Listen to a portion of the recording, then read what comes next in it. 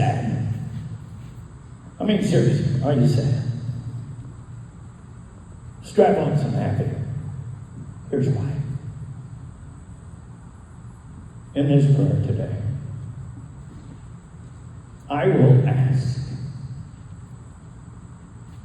my best friend, been saying that for a long time now, Jesus Christ, to make us happy. You see, you've got to work at being sad. So you didn't get to talk to Edd here lately. A couple of years ago, 5 years ago. He had sad days, more happy. So today, Lord, Father in heaven, I ask you, everyone in this arena, everyone who would like to be here, you might see this on video, everyone who has not yet heard of what happened last week, when the angel came, and I would think, as well as I knew Edd Workman, he nodded.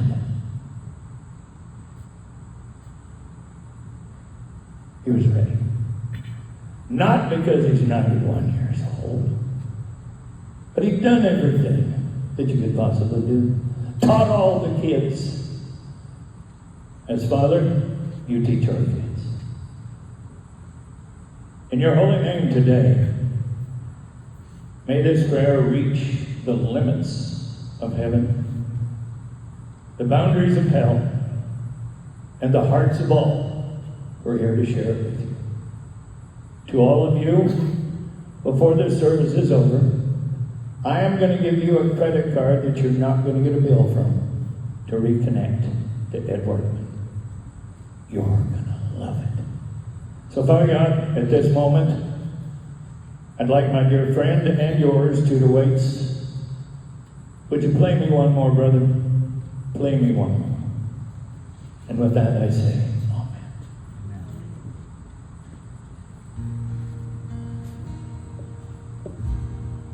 I was hanging around town, just spending my time, out of a job, not earning a dime.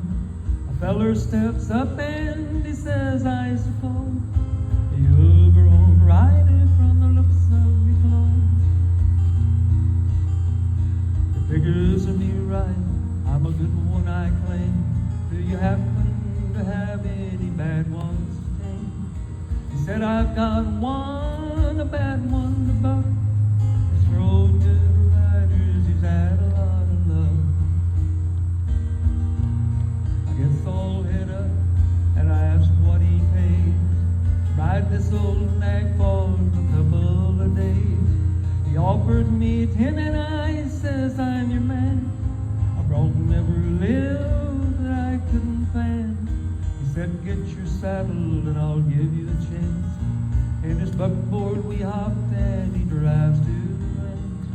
We stayed till morning and right after chuck, stepped out to see if this outlaw can buck. Down in the horse corral, standing alone, an old caballo, strawberry bloom.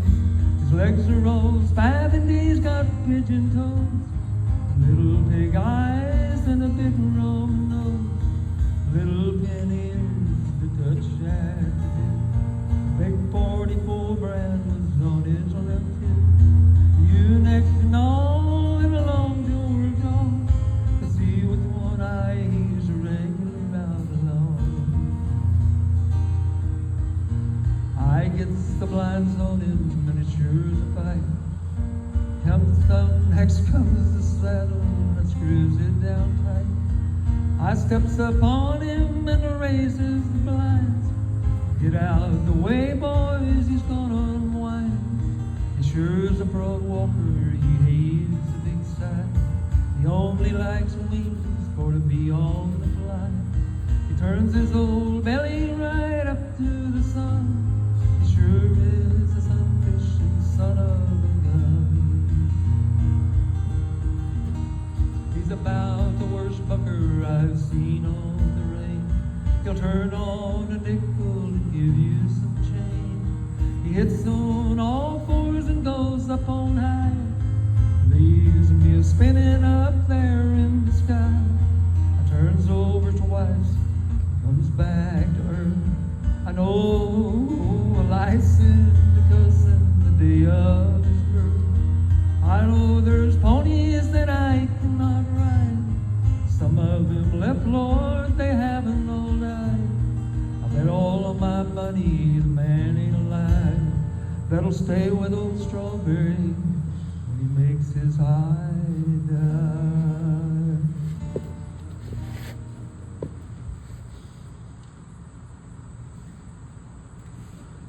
Thank you, sir. Don't leave me. I'll need you again. In my lifetime, I have seen a lot of birth, a fair amount of death, done a few marriages, 35 or 40, and I truly prefer to do weddings rather than funerals. When I do a wedding, I know the fights are about to start. When I do funerals, I know the fight is over. What is the easiest thing? Fight or flight? Well, the fight was over last Wednesday, the 18th day of September 2024. Edd Workman, at the age of 91, took flight because it's fight for life. It's time to go. We didn't make that decision. The Lord did. Neither one hell of a good cowboy, horseman, friend, rockin' horse rider, calf roper, little dog, or steer trooper. So away they went. I don't know if he was riding a Palomino like some of you remember that he did. At his home in Possum Kingdom Lake. Now, where you come and where you go are important mostly to family. I've never been to Alton, Texas, but I've been to Possum Kingdom. And there's a certain peace there. The visitation today will be at the Beale Creek Cemetery, Stevens County. But I'd like to go back to September 10, 1933. My God, that was a long time ago. 90 plus years ago. Plain view to the late C.A. and Elsie Mae Carpenter Workman, raised on a cotton farm, had a love for animals in the outdoors. If you're going to be on a cotton farm, you're outdoors. And animals were going to be your escape, either planting or picking, dragging that tow sack. So the animals became his love. And I'm sure they loved him. Now he took 2 years and served in the United States Army as he rodeoed as well. Thank you for your service, Cowboy. Ranch, training horses, most of his life. He married Nita Rash on the 9th day of July, 1955. She preceded him in death, and he married Sheila McConnell, 1994. She preceded him in death. In the fall of 1958, Edd Workman attended the Lubbock Christian College. Now there's a mix. Did he go to learn, study, to read the Bible? You'd be surprised at what he knew about the Bible. Silently. But he knew it. And he spoke the same person in his own language, in a very low voice, and knew when to spew it out. When you think about Lubbock Christian College and Texas Tech University, for 3 years, consecutively, he was the NIRA all-around champion cowboy and world two-time champion bronc rider, and was one of the national top rodeo college performers. College was an escape. It gave him a chance Good way, parents, friends, you get really careful. Learn something, because he was one of the guys who had a power read it, looked at the book, read the index, went to the back page, and went, I got it. Let's go row. Let's go ride some bucket horse. So college today has become a great escape. And I know of a lot of young men, Tim Ensley's here today, gave him a chance when he was in high school, move in, do the chores, have the horses out of the wheel road, put him up for about 2 years, almost 3, bought him a permit to get rid of him, said, here it is, go to college, get out of my house. We all had moments with somebody, if not Edd Workman. When you think about 1959, created a sensation in the South Plains rodeo circuit, rode a bull called Mickey Mouse. I never heard of this bull, but he must have been a bad son of a buck. This bull was unridden 157 times in a row. They had put a bunch of jumpers on him, or this sucker could buck. Ed stabbed him. Both feet. Rode him. Yeah, they drove up, walked away. Workman style. You know that. You know. When the bareback ride and the calf roping into the 60s, all-around champion cowboy for Southwestern Rodeo Association, worked away into the 70s. Now think about what he did in those 10, 15 years after college, after making his way. A lot of people either went out and got a job, hated themselves because they'd rather been on the trail. He never quit. He'd get a job, he'd help somebody, it wasn't a paycheck, it was to fill the day, so he'd get home, have enough money to buy some more feed, buy some more hay, feed some more horses, feed some more cattle, and rope. And this was a kind of self-doing man. Showed me how to hook up a pulley one time so you could rope by yourself. Load them, set them, pull the rope, turn them out, go rope, tie them down, get on, get off, untie them, load them again, pull the pulley on. I learned it from him in California. I'll get to that point in a minute. He received his RCA card, like a lot of us that are our age, got before the PRCA. He had the honor to travel and participate in rodeos at the Calgary Stampede. I just saw one of those buckles a moment ago from the 60s. Remember that red glass, Pinoca, Calgary? Those are the buckles that only a few of us recognize, Bobby. You know what I'm talking about. That were won. They said they were men, horses bucked, the chutes were made out of wood. I don't know about all that stuff, but it was a long time ago. And if you got some of those, and he has many, you can be proud of it. Calgary, Cheyenne, Pendleton Roundup. Some of you watched it the other day on TV. Cow Palace in San Francisco, Kansas City, Houston, Fort Worth, Texas. On and on and on. 1976, he set a world record in calf roping. The most money won in Houston. Think about that. I just saw the press release the other day. He's going to pay $2.6 million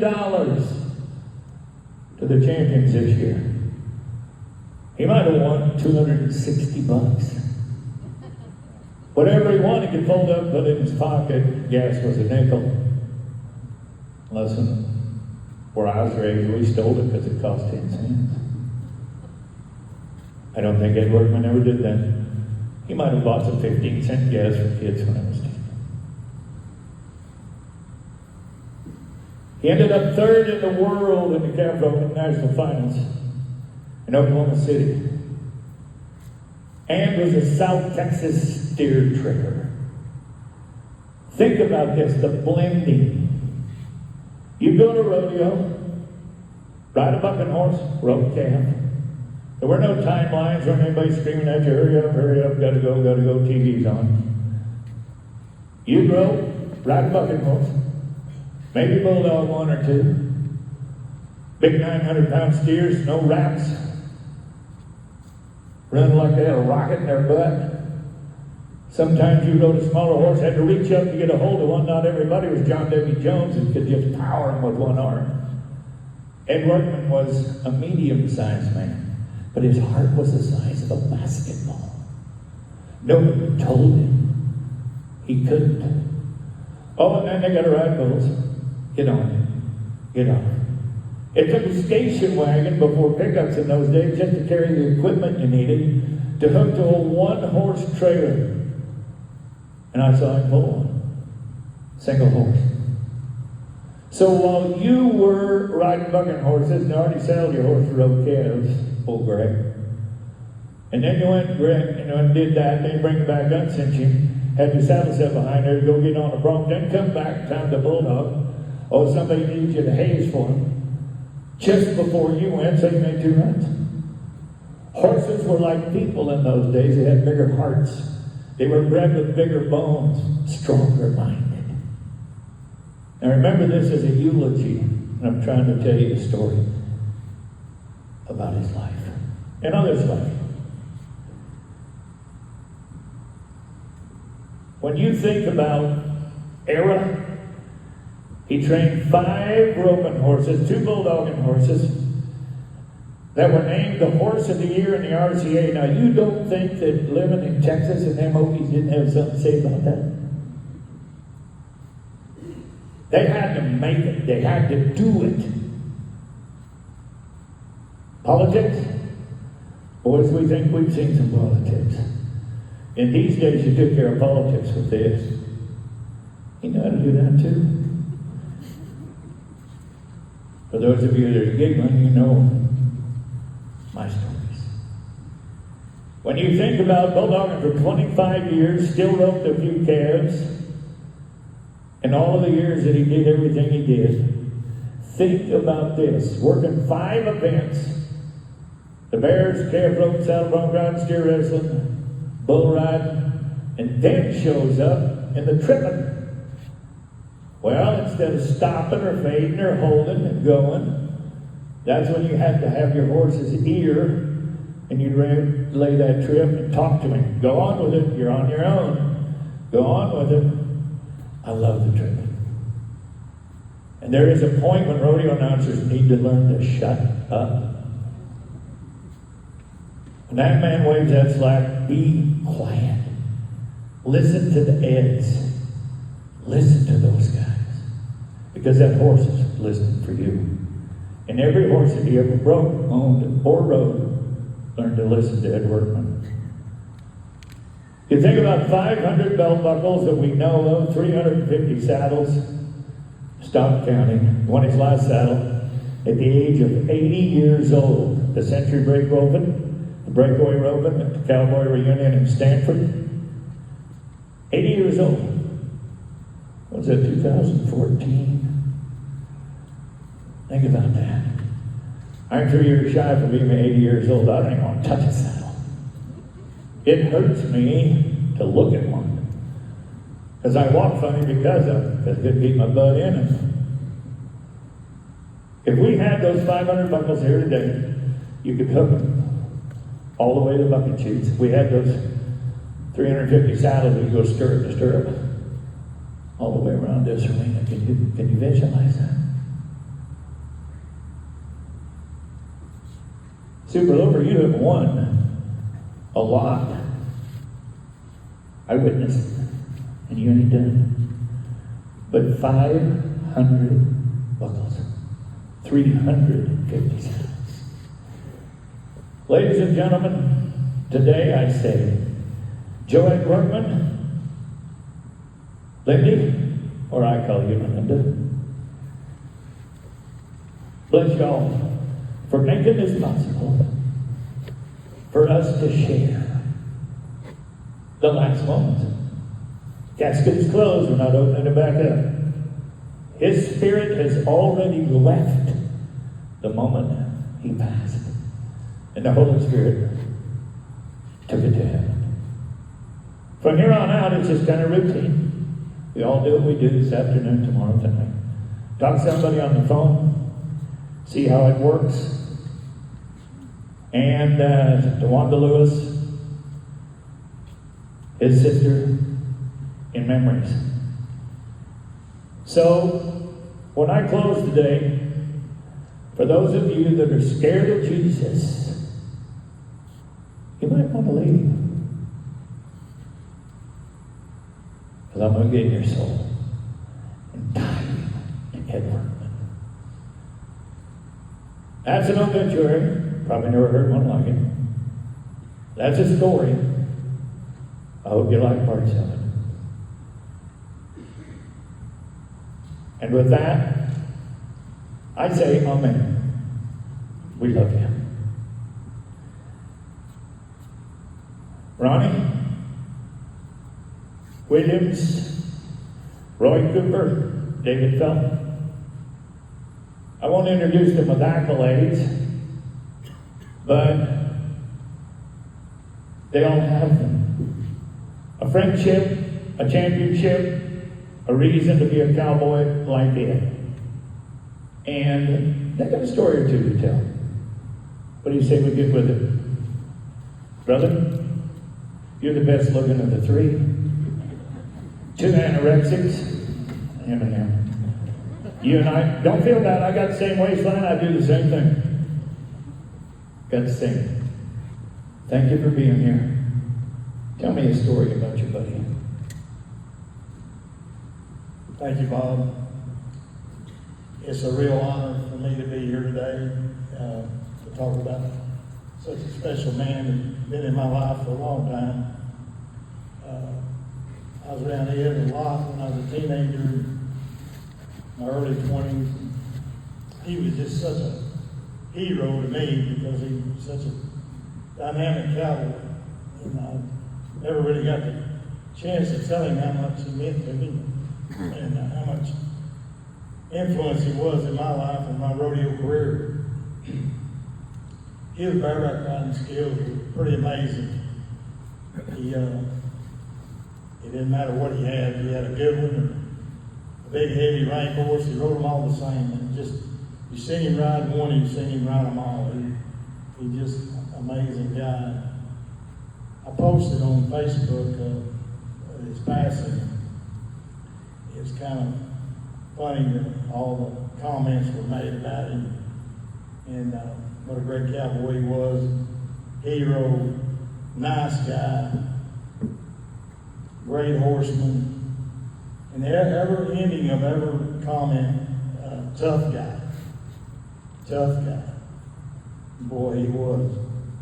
And a friend of mine called me the other day, Neil Barstow, manufactures Barstow Pro Rodeo equipment. He said he met him in the late 60s in Kansas. The guy introduced him was named Buddy Heaton. Buddy Heaton took Neil around there and introduced him to Edd. Edd was back behind the buggy chiefs. Buddy Heaton told Edd that this was Neil Barstow. He said, Neil, this is the ropingest, ridingest, fightingest cowboy that ever was in the world. And Neil never would forget that. And I said, that's pretty amazing coming from a guy like Buddy Heaton, because I don't know how many people here knew Buddy Heaton, but he was a mighty man. He was a bad man, but it was, Edd was so good to me. I never had a cross work with him. I had a guy tell me 50-some years ago, the way to get along with Edd Workman is just do what you say. And when I was a teenager and in my 20s around him, I didn't do no saying. I just done watching. And I know I'd leave the house sometimes and he'd call me and tell me, if you're not doing something, come over.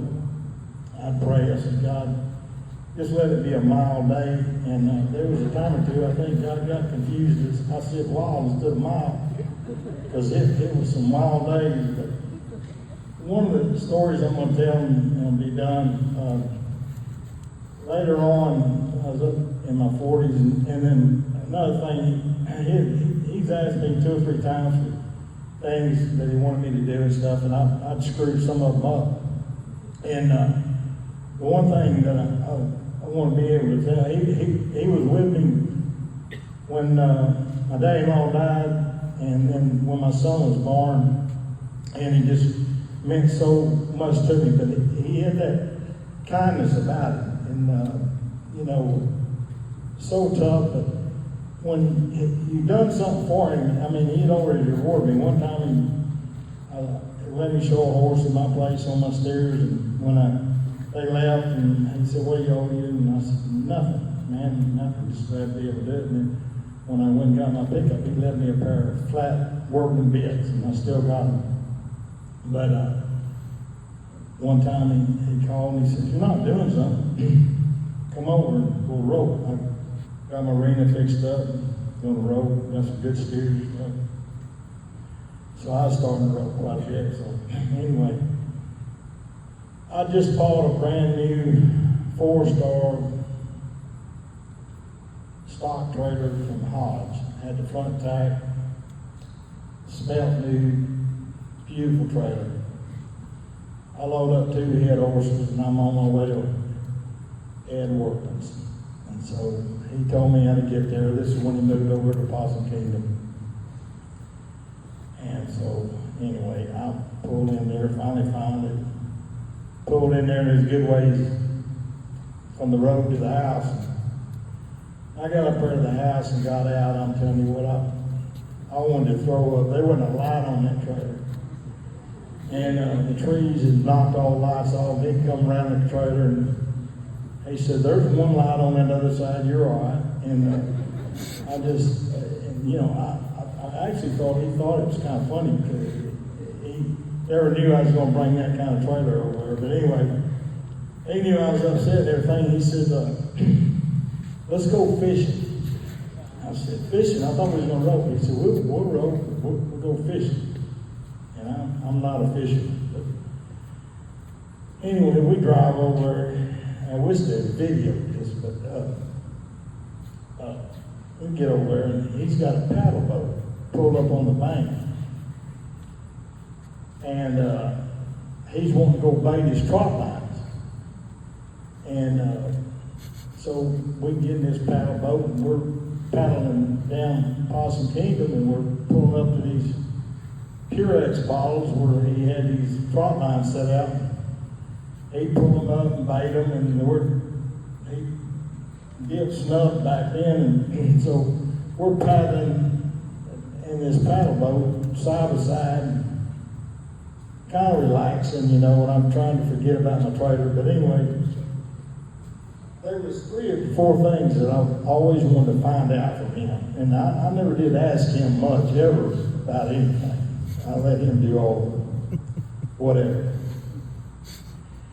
And so I said, "Hey, I always wanted to know about something." He said, "What's that?"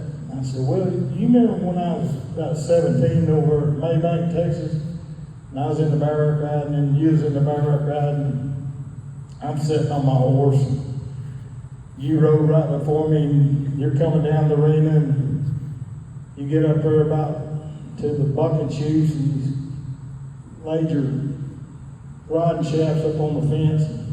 Saturday night, about 1,500 people in the stands. You clocked that judge, and the fight's on, papers everywhere, glasses, hat, everything, right in front of me. I'm sitting on my bucking horse fixing the knot. So anyway, they finally get him, Ed, typical Edd Workman, he run through him. But anyway, so they get him all propped up and gathered back up, papers, glasses, hat, and everything, and stand him up out there, and I nod, and I can guarantee you, he didn't even know I was in the arena. So I said, why didn't you wait on that till after the barrack ride? And he said, because I told him the next time I seen him, I was going to whoop him, and that's the next time I seen him. I said, well, okay. So I said, hey, let me ask you something else. I said, you remember that time there on 281 when we was working horses, you was, and roping, and I was a professional shoot helper. Everything around Edd Workman was hard, and I look back now, and there was a reason, because he was in such physical shape. He got his exercise working, and he made everything hard. I mean, like opening gates, or slides, or whatever. I mean, they'd be on the wrong side. You really had to want to help him to work, but it was one of them days. I think God got confused on the mild and thought I said wild, because it was wild. And so we're working, and there's a guy pulled up there in an old station wagon up there behind the arena, and he pulled up there and honked. So Eddie rides out the arena and gets off his horse and lays reins up on the top of the rail, walks over and he's talking to this guy. And next thing I know, he's got the driver door open. He's in there with this guy. And I mean, he is shillelaghing. And so he goes out the passenger side, comes back over, gets on his horse, and comes back in the arena, and nobody says anything. I mean, we're just standing there looking. And it seemed like 30 minutes, but it was probably 5 or 10 minutes before this guy could get his senses back to where he could drive out of there. And he drove off, and so I said, let me ask you something, Ed. I said, we're in this paddle boat. And I said, what was the deal on that guy that time he pulled in there and you beat the far out of him in that old station wagon? He said, I don't like anybody to honk me. I said, I bet that boy don't never honk at anybody, and nor do I. I don't think I ever used my horn after that. But anyway, it was just one of them times that's so relaxed. But I got to ask him some things I never knew about him and stuff. He made a comment there. He said, well, you writing a book? I said, no, I just wanted to clarify some things. I didn't understand why you couldn't wait till the paragraph ride was over. I didn't know why you got on that guy in that station wagon. I said, the other thing, I said, you called me one time and wanted me to bring my ribbon over there. And there's another time I prayed for a mild day and it turned out wild. And I said, he said, did you bring your ribbon? I said, yeah, go get it. So I went and got it. And I had it all taped up.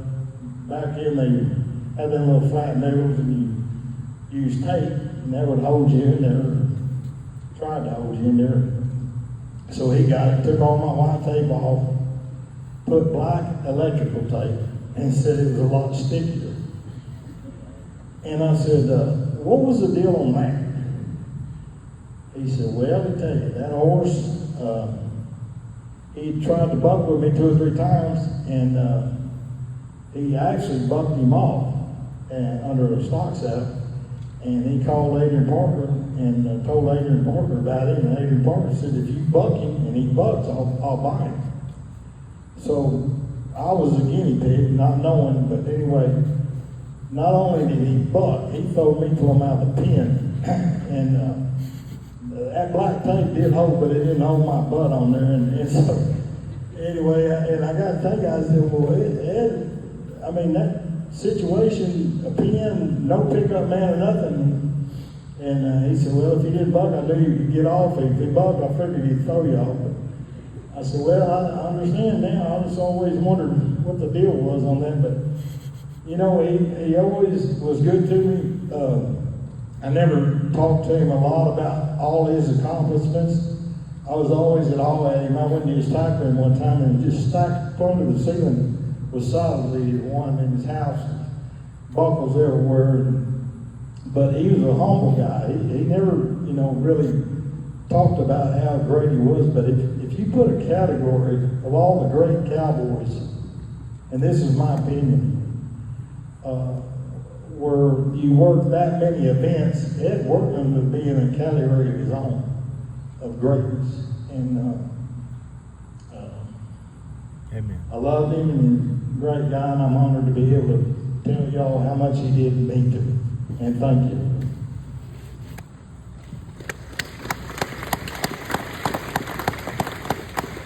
I can testify. If I wasn't there and heard the stories, I'll testify you're spot on. make it work. Roy, you're blessed to have the father, family, friends that you've had. And you think about it, I watched your daddy when he was 80-some years old lead a horse in a trench one night and get on him. And age never has made much difference. Now you and I are sitting here with tennis shoes carrying a cane. Ain't it great to have lived and known Edd Workman? Here you are, buddy. Ooh. Well, the last couple of days I've been trying to think what to say about Edd. But I can just tell you how important he was in my life.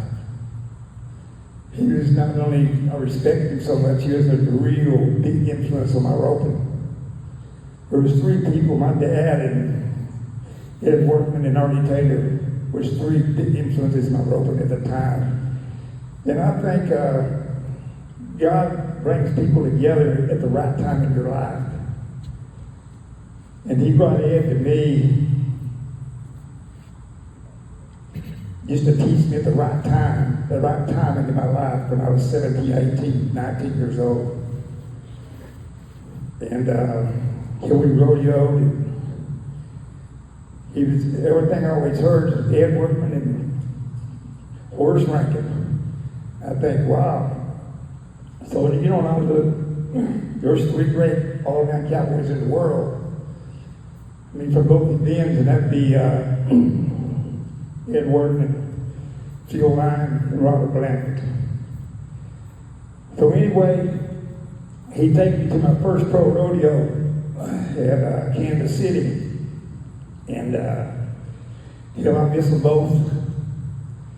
I think me and Robert and Edd was up there, so here we go a few weeks later to Chicago. I missed the first one there, so I'm 0 for 3. And Edd said, man, you keep throwing it, man, you're going to catch one of them someday.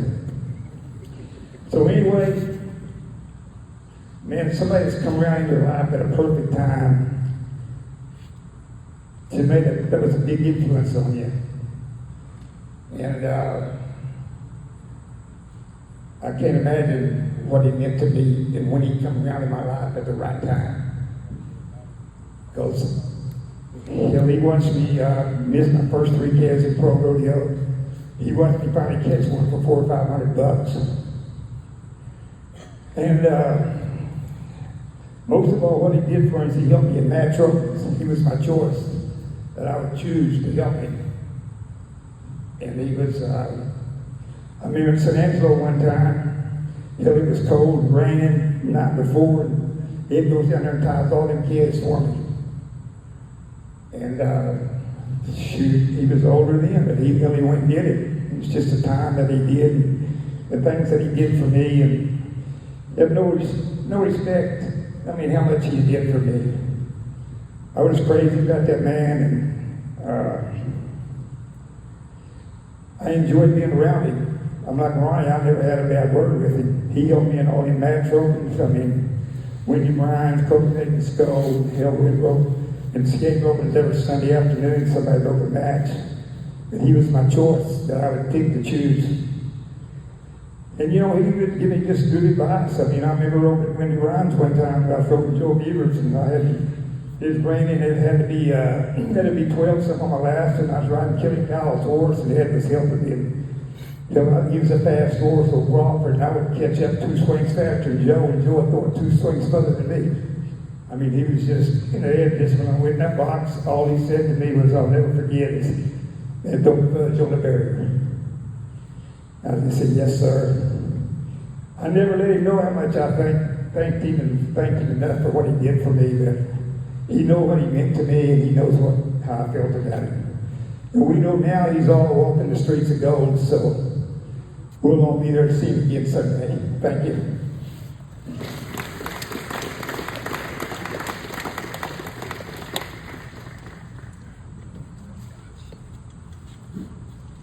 And that's no lie.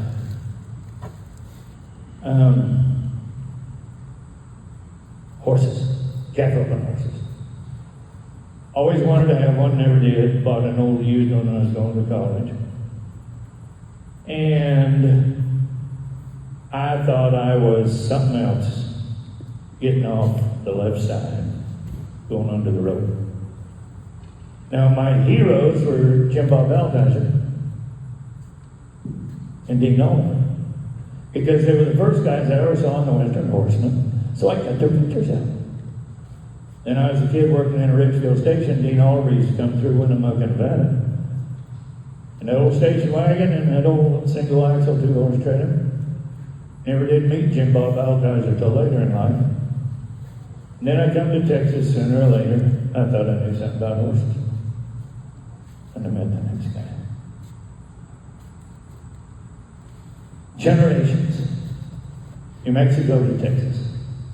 Generations of hand-me-down talent is in their blood. And I asked him today, David, who is this young guy, Seifeld? Oh, he said, it's my nephew. I said, they fed him better than you did your kids. He's a big old boy. Kid can rope. And I bragged on him the other night at Apple. I said, I don't care if he dies on 10 or 20. He's a felon. He deserves the accolades of the family. But you want to make a horse? Meet my horse trainer, David Feather.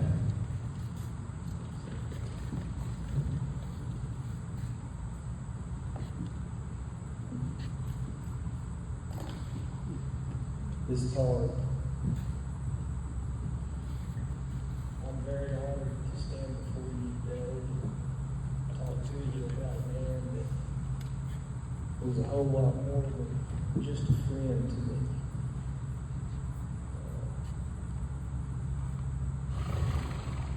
A man that impacted my life and many others in a big way. Everybody here knows Edd Workman, the legend. But I would like to talk to you about Edd Workman, the man. Not a lot of people really knew the man. Most just knew about him. The man was human. He had two sides. He had a good side, greatly outweighed the other. He had a heart of gold and bigger than big. The man was a very educated man in a lot of areas of life. Now, one area in particular that he was very educated in was the Bible, mostly the Old Testament. Ed wasn't a big church goer, but he lived his life by God's principles. The man believed in sticking up for right over wrong. People that had disagreements with Ed could have saved themselves a lot of misery by just listening to what the man had to say about right over wrong.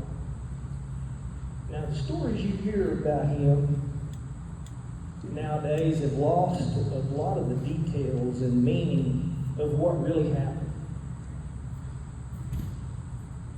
I hear people tell stories about Edd Workman even today that have been through 4 or 5 different people telling these stories. And I feel like Ed got a bad rap a lot of times from the gossip. They would tell stories that would sound really, really wild, and really they didn't know what they were talking about. And even to this day, I'll hear somebody younger than me telling a story about it. They didn't even know it. You just have to shake your head and go on. Sometimes I have to stop them and say, hey, you don't know what you're talking about. I know that story firsthand, witnessed it. And the purpose of that story is Ed was sticking up for right over wrong. He had another bad rap, being hard on animals, hard on horses. And a lot of people don't realize that the horses that Ed trained and rode had come through 4 or 5 people before him. They had been so messed up that they should have went to the dog factory. But he would make something out of them and go on. He was great with animals. A lot of people don't know what kind of a hand he really was with a good horse. It was just phenomenal to watch.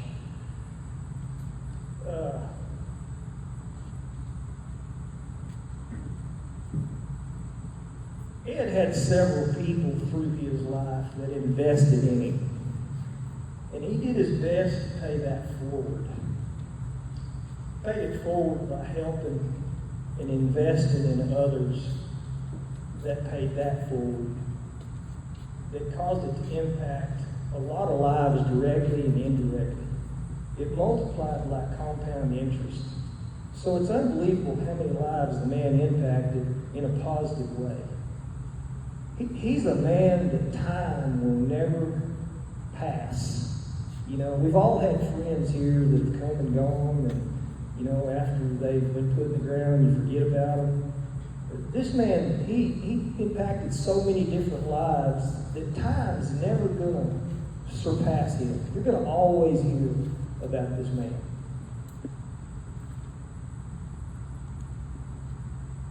There's 5 guys in particular that started their rodeo careers under the help and teaching of Ed. They were fortunate enough to win the PRCA Rookie of the Year.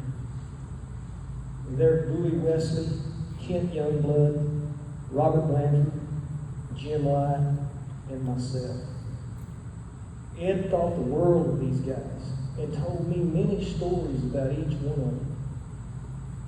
Jim Light had been around Ed from a little kid, and I can assure you that the man loved Jim Light. He helped Jim Light in a whole lot of ways outside of the arena, just in life experiences, advising and guiding him in the right direction.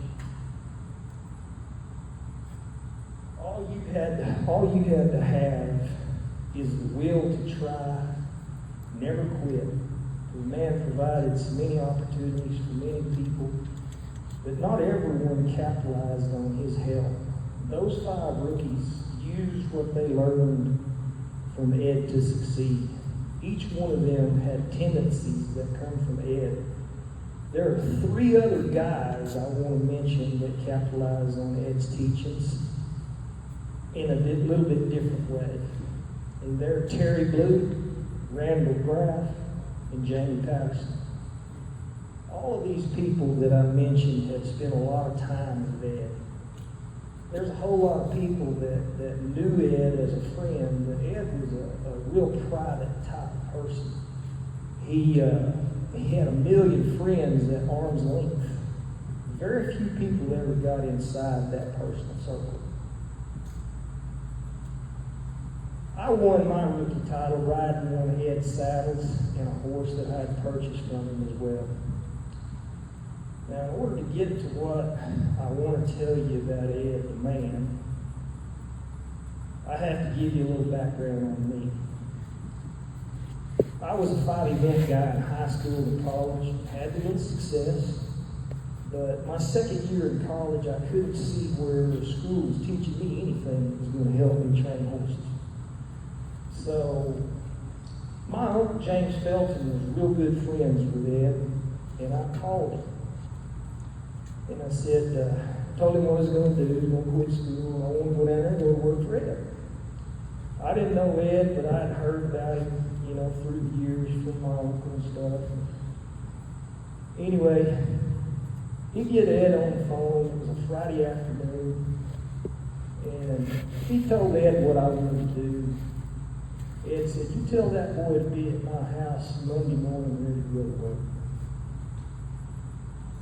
Well, that was music to my ears, of course. I pulled into Ed's place on Monday morning about daylight. Never met him before. I was expecting to catch him in the middle of his chores, but he was already rolling. I stepped out of my truck. I just kind of timidly eased into the arena there. He had horses everywhere.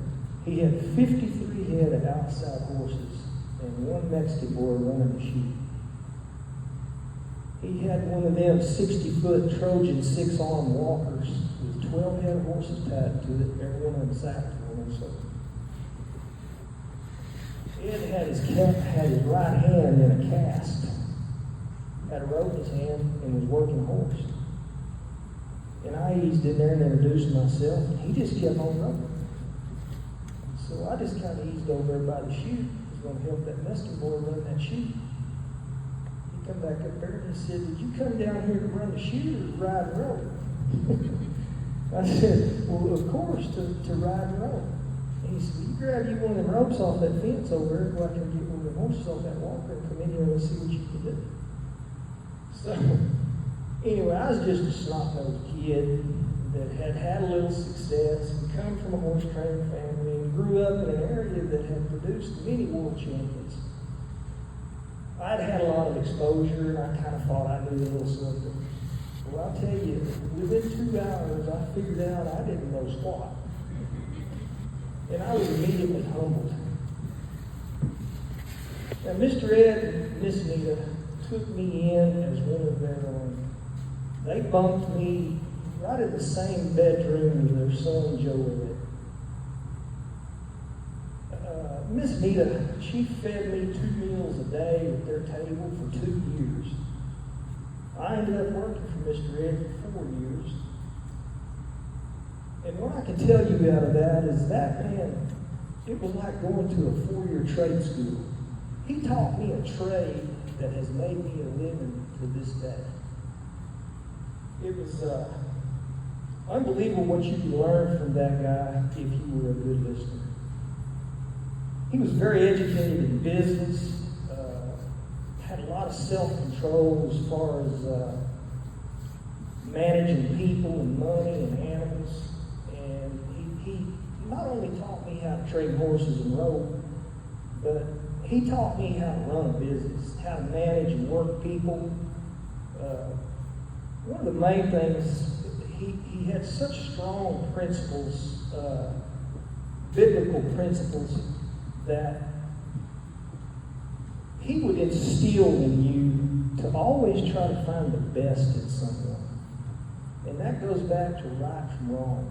Whether he knew you or not, if you were having trouble with somebody who was in the wrong, he's going to stand up for you. Whatever it took, he would fight for that.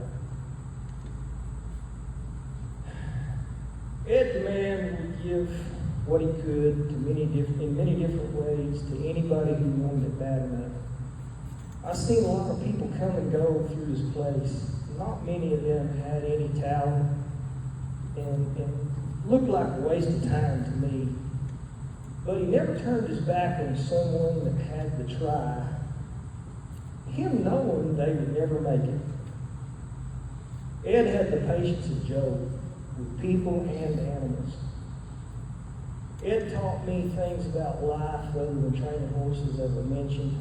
We had many all-night drive-home discussions. You know, that's how you really get to know somebody, is from that windshield time. Late at night, you can really get to know somebody. And Ed, he would school me. You know, he would tell me, you know, you're going to have to change as you go. You're not going to constantly do everything like I'm teaching you. He said, horses are going to change, and you're going to have to change your tactics along with horses, because horses are going to get smarter. And he would tell me, you know, there's no retirement in this business. He said, I don't want you to turn out to be a broke cowboy midlife with nothing to show for what you've done. He said, being as this doesn't have any retirement, you're going to have to put money back and take care of yourself so that you can continue to work late in life.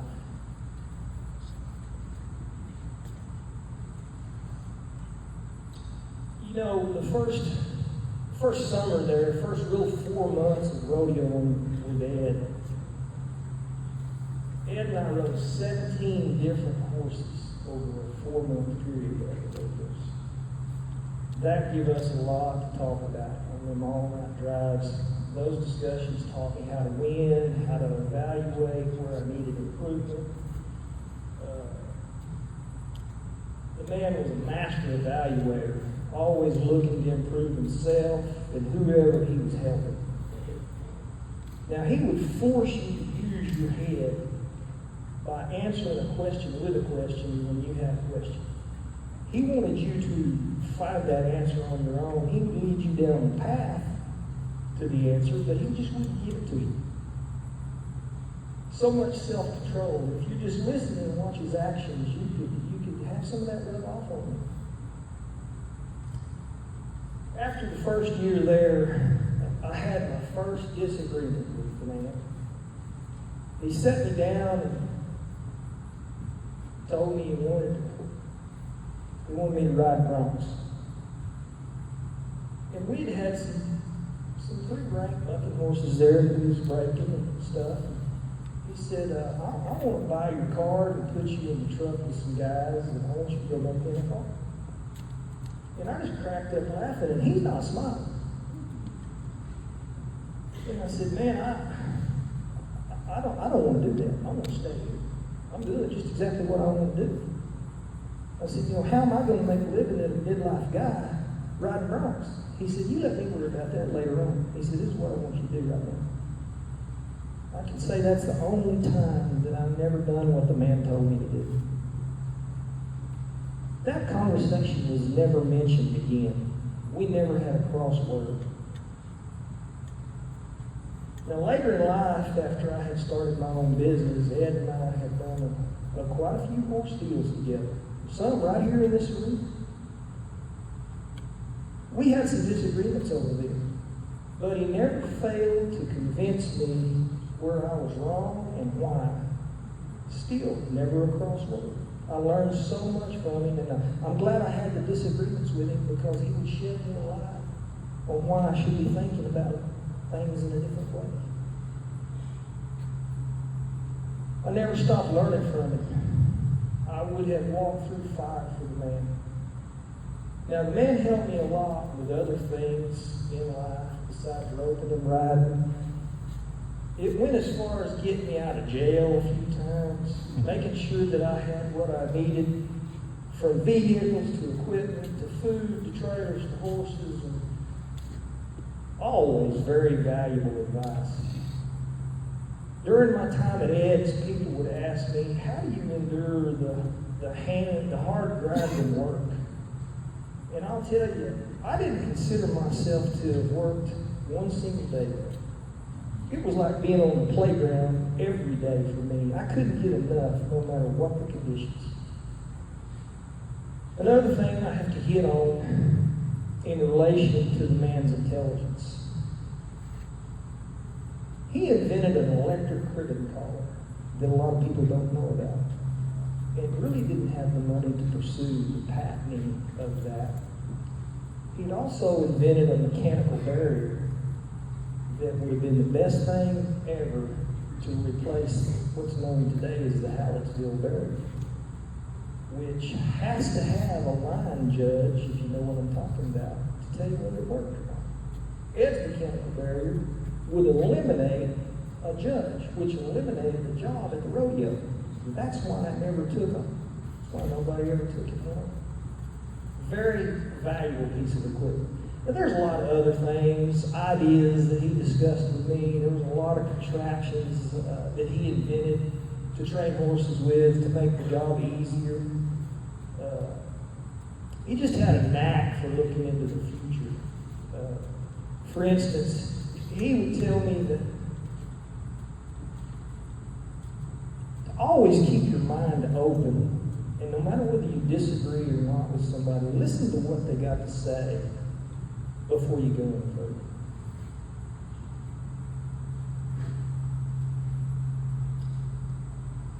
I would like to close by hoping that you have learned more about the man. And in my eyes, he will always be the man. I can't tell you how he impacted me enough. He molded me into who I am today, good or bad. I think he knows how much he impacted my life, but he's a guy that not only did I have the utmost respect for, but I loved him.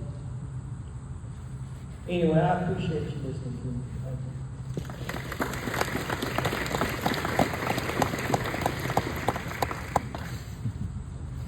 you. I'm not changing my opinion. Back to clapping. Young man.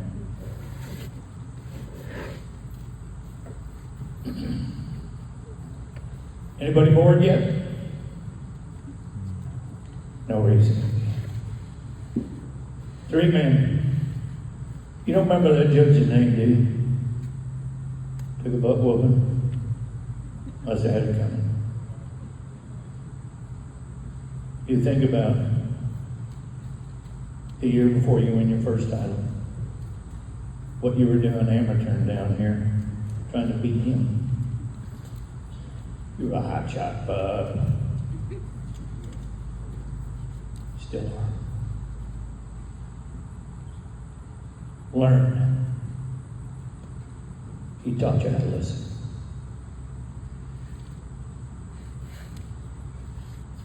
In 1972, I moved to California. And all I wanted to be was a cowboy. That's good. I couldn't outride him, couldn't outrope him. I could out-talk him. So I went to California on February 2nd, 1972. Went to work for a guy from Brownfield, Texas. He was living out there. His name was Bob Cook. Him and Jack Roddy and Jack Spirit put this rodeo company together, tried to compete against Cotton Rosser. I don't think they had any idea what they were getting themselves into. I go to Denver, leave there. A friend of mine, Vic Carmen, gave me an Indian rodeo in Tucson, Arizona. Stood on a bale of hay with a bunch of war hoops. I think they paid me. Went back. Bob Cook called and he said, "You want to go to work?" And I said, "Yeah." Oh boy, I'm going to make it big times. Get down here, February 2nd, 1972. My first job was breaking down split-rim truck tires with a guy named Enoch Walker, one of the greatest Canadian champion bronc riders in the world. Set of doubles, so we had 16 to 20 tires to break down with a sledgehammer. Later that day, he said, "You're going to meet some good people around here." And I wanted to ask him, when the hell are you going to let me dance a rodeo? Then came March, then came April, then came May. He said, "There's a fellow coming here tomorrow. You're going to get to meet him, and he's probably the greatest horseman I ever met." I said, "Where's he from?" He said, "Texas." Hell, everything he talked about was in Texas. I'd never spent much time in Texas. He said, "I'm just going to warn you. If he wants to talk to you, he'll talk. If he don't, you don't. Don't ask him any stupid questions unless you want a speech." I said, "What's his name?" He said, "You'll meet him. Here he come, that old," I don't know if it was a Pontiac, Cadillac, something up your act, I don't know. Big sedan car. Single horse trailer with a single axle. He pulls in. First stupid thing I asked him, I said, "How fast can you pull that single horse trailer?" He said, "You a cop?" He said, "What do you do?" I said, "I'm a rodeo announcer."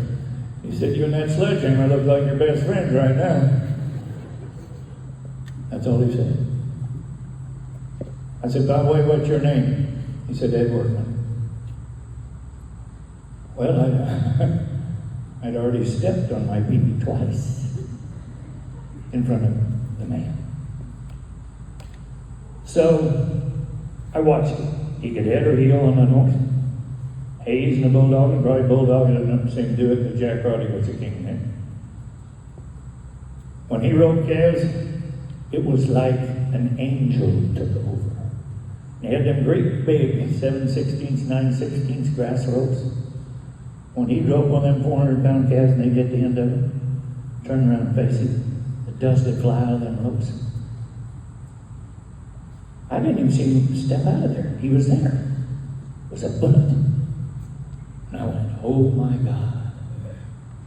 That's Edd Workman. About 6 months later, a guy named Alan Keller showed up. I knew his reputation. So he said, who's that down there in the pens? I said, Edd Workman. Well, I'll be damned. And I thought, oh my God. Didn't have a cell phone to tap in to Ed. Oh my God. The big guys here. They were hooked to him by reputation. Gilly could rope, he could trip stooge. His family was involved with a lot of bucking horses we had come out of Colorado. And I learned then that if you really don't have reason for an answer, don't ask the question. Watch. Listen. And there were things that he'd be talking to people about. Sister, we talked about this last night. You had to listen to him.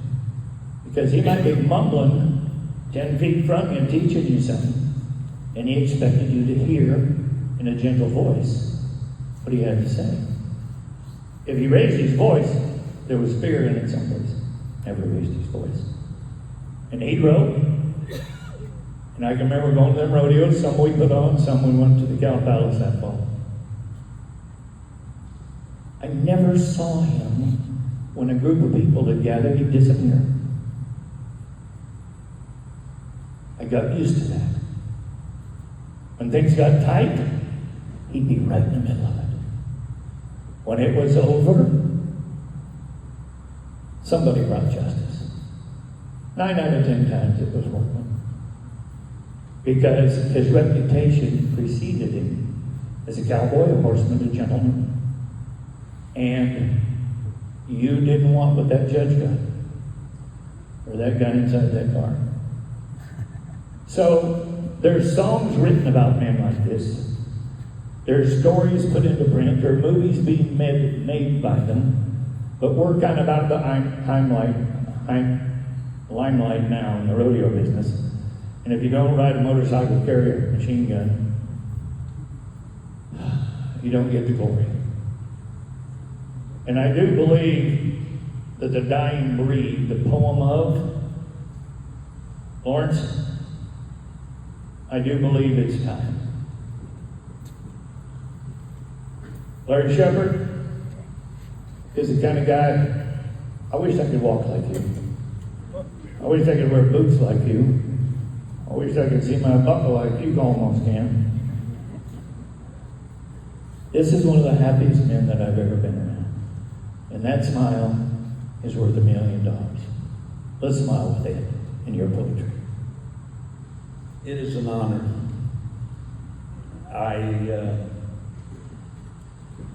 There are so many stories that you could poll the audience. And if you got all those stories together, it had to be made into a miniseries. Yeah. Ed was a very unique individual. My wife Kay rode horses with him for about 10 years, and there was an argument about every other 10 minutes at times. But Ed did ride barrel horses. Yeah, he trained them. They did. And Ed's the type of guy that one time delivered a tractor, a 2-horse trailer with horses in it on a flatbed from Mineral Wells to Poplarville, Mississippi. That's it. His ingenuity was quite charming there, right? But it is amazing that the amount of the fiber of that man that has rubbed off on so many people.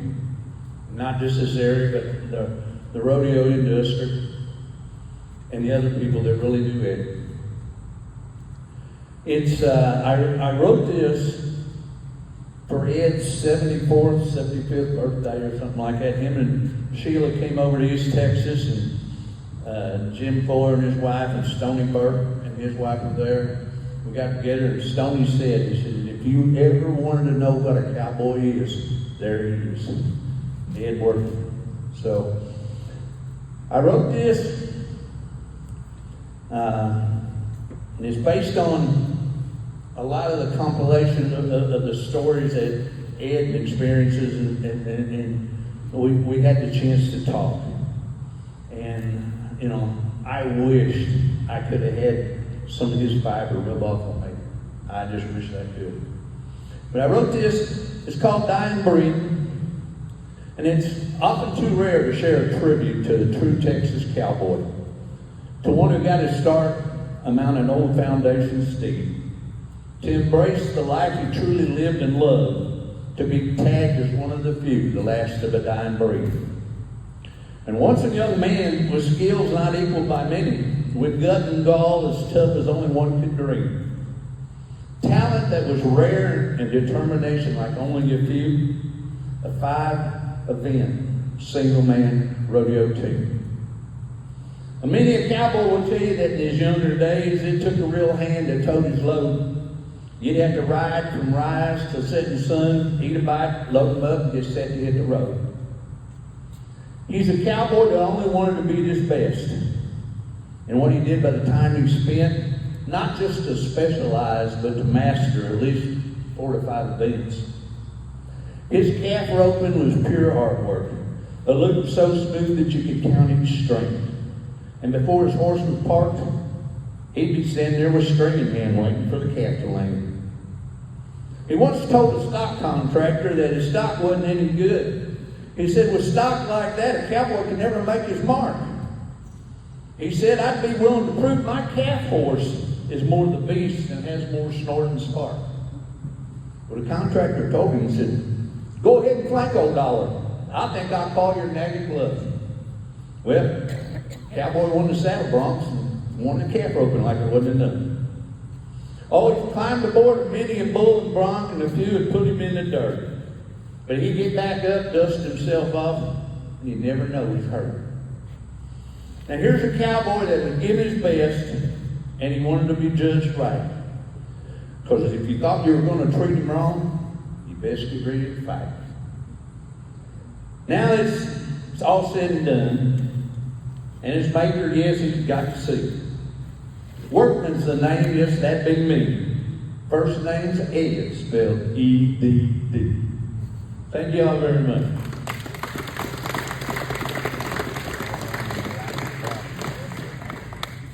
Never seen a bunch of old farts up here trying to help each other get out of the chair. Quite a day, isn't it? Larry, thank you very much. In closing today, I told you I was going to challenge you, and I'd like to do that. It's not a contest, okay? But there's always time for remission. There's always a reason for recession. And there's always a reason for new beginnings. And a lot of people here, and someplace on video, are going to say, again, as I mentioned earlier, I didn't get to call him, didn't get to write him, didn't get to see him, didn't get to say goodbye. Well, if I said goodbye to everybody that I saw yesterday, a month from now, I'm going to miss a few. I'd like to get Bob Wilfong up here because he started a string of stories earlier today that just amazed me. Riding on the front of a truck with a flashlight because the alternator went out, staying on the white line. Danny Mason's got some stories. I know that we haven't run out of time, but we've run out of mission. So, how many people by I raise a hand would like to say goodbye to him? One more time. Okay, you just raise your hand so I know you're physically capable of doing this. How many of you seen the picture of Jesus Christ on the cross? A couple of bad guys with him. Ed wasn't one of those guys. You understand that if the next time you look at it, I want you to take a close view. His hands are spiked to the cross member at a 3/4 turn. His feet one over the other at a straight turn for the future. His hand, in his final breath, received a spirit from his Father, delivered by the Holy Spirit. Believe or not believe, it's my story. And I believe it. And I'm sticking with it. If you now, tonight, beside your bed, in your bed, with the lights on or with the lights off, didn't get to say, "See you, cowboy. Cinch me a horse. I'll be there to see you soon." You can raise your hand. You can sit and open your hand. You can receive the Holy Spirit. It's from here to here to here to God. Well, don't close your hand. The clenched fist is an Christ-like gesture. Keep your hands open. You can do it when you're driving to the burial grounds today in Stevens County. You can do it when you pull up the Whataburger if it bites you and you want to say goodbye. Your parents, if they're gone and you didn't say to them, "Oh, let's reconnect." Your wife, your kids, your friends. Connect. Let the Holy Spirit be the messenger carrier. I said it earlier and I'll say it again. It's my story. But He gave it to me. And He shares it. Connect. And make it work. Tutor Waits, would you play me a song in closing? Cowboy and brother, got a horse to lead. Let's lead it. For those of you that are able and would like to stand, you might. For those of you who'd like to tip your hat, you may. And I'm just going to say this about that wrong there. Might be her first trip to town, so don't everybody move at the same time. Take your time. Tudor, it's all yours.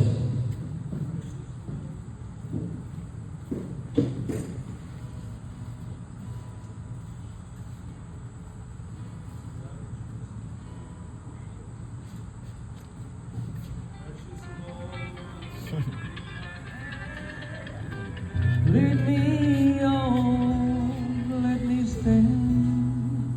I'm tired, I'm weak, I am worn. Through the storm, through the night, lead me on to the light. Take my hand, precious Lord, take me home. When my way grows dreary, precious Lord, linger near. When my life is almost gone, hear my cry, hear my call. Hold my hand, lest I fall. Take my hand, precious Lord, lead me home. When the darkness appears and the night draws near, the day is past and gone. At the river I'll stand, guide my feet, hold my hand, take my hand, precious Lord, lead me home.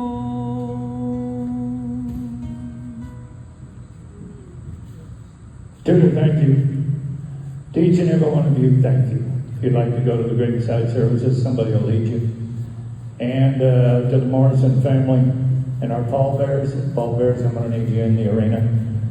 There'll be no more visitation on the dirt any more than that, unless you just like to go and get a handful of it. Rub it in your fingers, get a little under your fingernails before you leave.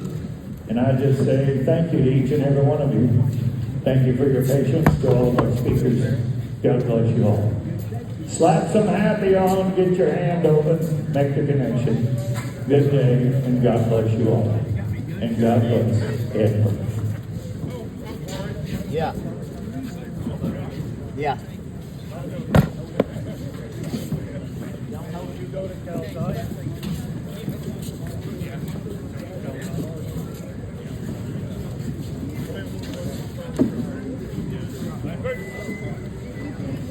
Thank you.